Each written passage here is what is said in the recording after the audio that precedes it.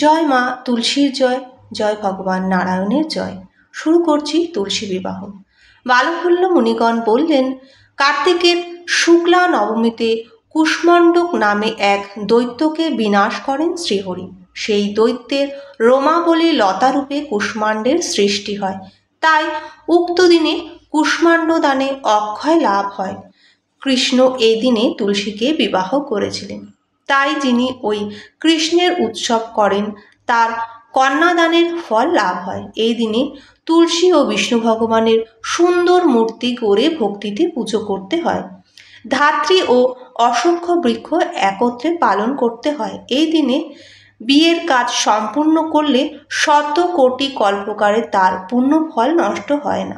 সন্ধেকালে এই বিয়ের কাজ সম্পূর্ণ করতে হয়। এক কল স্বর্ণেই বিষ্ণুমূর্তি নির্মাণ করতে হবে। তারপর সেই বিষ্ণুমূর্তির সঙ্গে তুলসী দেবীর বৃক্ষের প্রাণ প্রতিষ্ঠা করতে হবে। ষোড়শ উপচারে পুজো করতে হবে। নানাবিধ বাদ্য সহকারে নান্দি স্নান করতে হবে। তারপর বিষ্ণুমূর্তিকে তুলসীর নিকটে স্থাপন করতে হবে। একটি নতুন বস্ত্রে তুলসীর সঙ্গে ভগবান বিষ্ণুমূর্তিকে আচ্ছাদিত করতে হবে। বাদ্য, অঘ্র, মধুপর্ক, আচমনীয় প্রভৃতি মন্ত্রযোগে অর্পণ করতে হবে। বিষ্ণুর অঙ্গে হরিদ্রা লেপন করতে হবে। পুনরায় তুলসী ও বিষ্ণুকে পৃথক পৃথকভাবে পুজো করে তাদের স্তোত্র পাঠ করতে হবে। গোধূলির সময় যখন সূর্যোদয় হালকাভাবে দেখা যাচ্ছে তখন এই সংকল্প নিতে হয়। গাত্র ও প্রবর আর 3 পুরুষের নাম উচ্চারণ করে শ্রীহরির হস্তে তুলসীকে সমর্পণ করতে হয়। তারপর উভয়ের অর্চনা করে উৎসব করতে হয়, রাত্রি জাগরণ করতে হয়।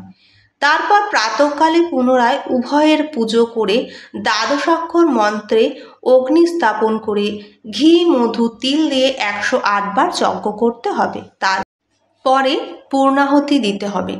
তারপর আচার্যকে পুজো করে হোম কর্ম সমাপন করতে হবে। এইভাবে 4 বৎসর যিনি ব্রত করেছেন দ্বিজগণের সামনে তা নিবেদন করে দিতে হবে। তাদের কথায় যদি কোনো কিছু অসম্পূর্ণ থাকে সেগুলোও সম্পন্ন করে দিতে হবে। রেবতীর চতুষ্পদযুক্ত দ্বাদশীতে এই ব্রতের পালন করতে হবে। তারপর চতুর্মাস কিংবা কার্তিক ব্রতে যে সকল দ্রব্য ভক্তরা ত্যাগ করেছে সেই সমস্ত বস্তু ব্রাহ্মণকে দান করে তাদের তৃপ্ত করতে হবে। এই ব্রতের সকল পাপ বিদরিত হয়। তারপর সস্ত্রীক ভোজন করে আমলকি, কুল, ইক্ষু এই 3টি ভোজন করতে হবে। যদি একসঙ্গে এই 3টি ভোজন সম্ভব না হয় তাহলে একটি ভোজন করবে না। যদি করেন তাহলে তবে 1 বৎসর ব্যাপী উচ্ছিষ্ট মুখে থাকতে হবে। তারপর তুলসী ও হরিকে মনোহর ইক্ষুদণ্ডে পুজো করতে হবে। এমন সময় প্রার্থনা করতে হবে, হে প্রভু, আপনি তুলসীকে সঙ্গে করে নিয়ে বৈকুণ্ঠে যান। আমার দ্বারা এই পুজো গ্রহণ করে আপনি প্রসন্ন হন। এইভাবে বিষ্ণুমূর্তির বিসর্জন দিয়ে সেই মূর্তির সকল দ্রব্য আচার্যকে দান করে দিতে হবে। ভক্তিভরে যেজন এভাবে কর্ম করে 3 বছর উৎসব করে সেজন ধন্য ধন্য সমন্বিত পরলোকে বিষ্ণুলোক লাভ করে। বিষ্ণুর দ্বারা তুলসীর এই পানিপীড়ন যে শোনে তার বিপুল যশ খ্যাতি লাভ হয়। ভিডিওটি এখানেই শেষ করলাম। ভালো লাগলে অবশ্যই কমেন্টের মাধ্যমে জানাবেন এবং একবার হলেও জয় তুলসী মায়ের জয় বলে লিখে যাবেন।